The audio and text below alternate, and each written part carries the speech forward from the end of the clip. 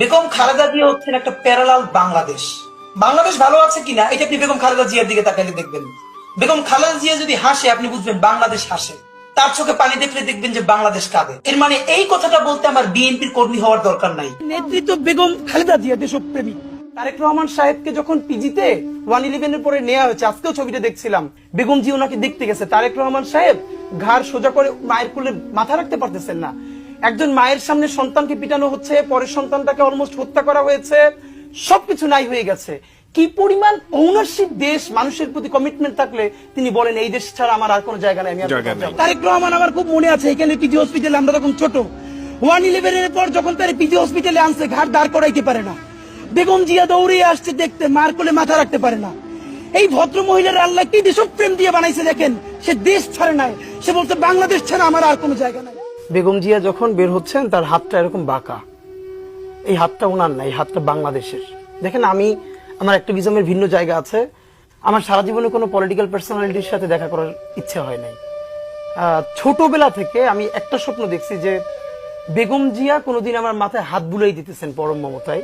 বাংলাদেশে বিএনপি একটি পরীক্ষিত দেশপ্রেমিক দল, এটা নিয়ে কোনো প্রশ্ন নাই যে পরীক্ষিত দেশপ্রেমিক দল, এটা নিয়ে বাংলাদেশের। কিন্তু this is the high time আপনি বলতে পারেন যে বাংলাদেশে এমন কোন পলিটিক্যাল ফিগার এখন আছেন যে খালেদা জিয়ার মতো বা তার কাছাকাছি, যিনি ডাকলে এমন কোন রাজনৈতিক দল অথবা এমন কেউ নাই যার কাছে কথা বলতে যাবেন না বিনয়ের সাথে।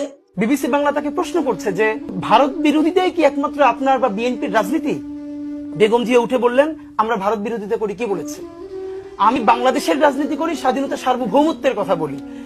বাংলাদেশের স্বার্থের কথা বলতে গিয়ে যদি কোনো দেশের বিরুদ্ধে যায়, সেটা আমার কি দোষ? এই যে কোনো কিছুকে তোয়াক্কা না করে গণমানুষের কণ্ঠস্বর হয়ে উঠতে পারা, এবং ভাবেন তিনি কিন্তু একজন নারী। শহীদ প্রেসিডেন্ট জিয়াউর রহমান কয়টা দিন বেঁচেছেন, কিন্তু ভাবেন আজকে পর্যন্ত উনি আমার অনুপ্রেরণা। হাঁটতে হাঁটতে আমার পা ফুলে যায়, আমি আমার টিম ব্যাগের মধ্যে জুতো নিয়ে তারপরে একটা শপিং মলে ঘুরছিলাম, মানে পা ফুলে গেছে, পা জুতোয় ঢুকাতে পারছিলাম না। তো জিয়াউর রহমানের একটা ওনার গল্প মনে পড়ছিল, যিনি মাইলকে মাইল যখন হাঁটতেন ওনার সাথে স্টাফদের পা ফুলে যেত, কিন্তু ওনার তো আর্মি ট্রেনিং আছে। তখন তাকে বলতো, স্যার আপনার তো আর্মি ট্রেনিং, আমরা তো আর পারি না। এই জন্য ওনাকে মানুষ রাখাল রাজা বলতো। আমরাও সারা বাংলাদেশের 56,000 বর্গ মাইলে হাঁটতে চাই, আমরা ইনসাফের চাষাবাদ করতে চাই।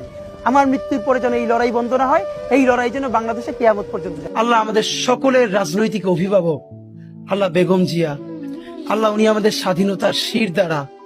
আল্লাহ আমরা যখন বুঝতাম না, পুরো বাংলাদেশে একজন মানুষ যদি স্বাধীনতার পক্ষে আল্লাহ মেরুদণ্ড সোজা করে দাঁড়িয়েছিলেন, উনি আমাদের বেগম জিয়া। আল্লাহ উনি চরম অসুস্থ অবস্থায় আছেন। আল্লাহ আমাদের প্রাণের অভিভাবক বেগম জিয়া